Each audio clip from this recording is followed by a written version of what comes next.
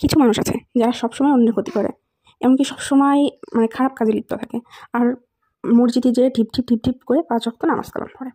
নামাজ কালাম পড়তে পড়তে মাথার এখানে মানে একদম কালো কড়া দাগ পড়ে গেছে, ঠিক আছে। তারা মনে করে যে মানুষের হচ্ছে সর্বনাশ করব, ক্ষতি করব, আর 5 ওয়াক্ত ঢিপ ঢিপ করে নামাজ পড়লে একেবারে চালাইয়া জান্নাতে চলে যাবো। জান্নাতে যাওয়া এত সস্তা না, ঠিক আছে।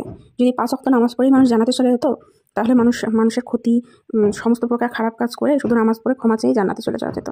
তো যাই হোক, এই যে আমি একটা পার্সেল আসছিল, সেটা আনবক্সিং করতেছি। অ্যান্ড এটা হচ্ছে বাবুর যে পিঙ্ক কালার বেডটা দেখতেছো, এটা হচ্ছে ওর বাবা ওর জন্মেরও প্রায় 1.5 মাস আগে কিনে আসছিল।